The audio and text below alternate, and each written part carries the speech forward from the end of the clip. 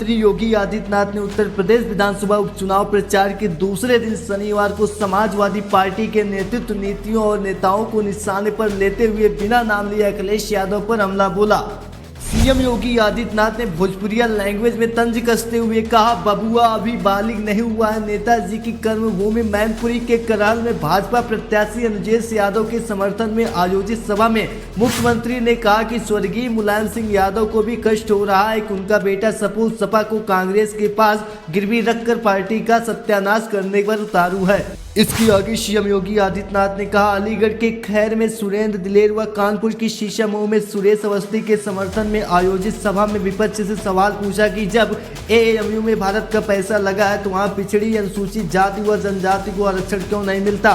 कि आगे सीएम योगी आदित्यनाथ ने दहाड़कर कहा कि कानपुर का दंगाई और रामपुर में जमीन कब्जाने वाले जेल में, लेकिन समाजवादी पार्टी इन्हें निर्दोष ही मानती है। इसके आगे सीएम योगी ने ललकार कर कहा, सपा की टोपी लाल लेकिन कारनामे काले हैं। करहल में नेताजी मुलायम सिंह यादव की कर्मभूमि में सीएम ने भावनात्मक अंदाज में अखिलेश यादव पर परोक्ष हमला किया।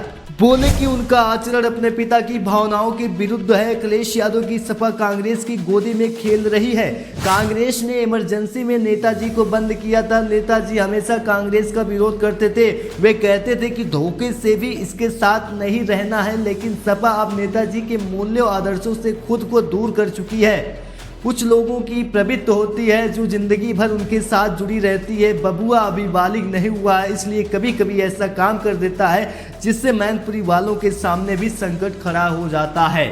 जैसा कि आप सभी जानते हैं, भाजपा ने करहल से अनुजेश यादव को बनाया है उम्मीदवार। उल्लेखनीय है कि भाजपा ने करहल में मुलायम सिंह यादव के दामाद अनुजेश यादव को प्रत्याशी बनाया है।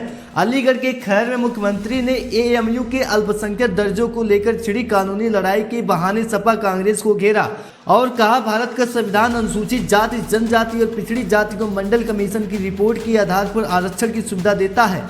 नौकरियों में और बच्चों के प्रवेश में भी यह सुविधा प्राप्त होनी चाहिए, लेकिन एएमयू भारत के संसाधनों से पलने और जनता के टैक्स से चलने वाला ऐसा संस्थान है जो पिछड़ी अनुसूचित जाति या जनजाति के लोगों को आरक्षण नहीं देता है, लेकिन मुसलमानों के लिए स्वयं के माध्यम से 50% आरक्षण की व्यवस्था कर रहे हैं। इसके आगे सीएम योगी आदित्यनाथ ने कहा, भाजपा ने कहा था कि रामलला हम लाएंगे, मंदिर वहीं बनाएंगे। हमने राम मंदिर बनाकर भी दिखा दिया। हम तो कहते हैं कि कृष्ण कन्हैया को लाएंगे और आपकी भावनाओं का सम्मान कराएंगे। विपक्ष की ओर इंगित करते हुए कहा कि उन्हें सिर्फ वोट चाहिए, कृष्ण कन्हैया का सम्मान नहीं। सीएम ने सीधे भीड़ से संवाद करते हुए कहा कि करहल की जनता को इनसे यही पूछना है कि यदि वे कृष्ण कन्हैया का सम्मान नहीं कर सकते तो इन लोगों को बाय बाय कर देंगे।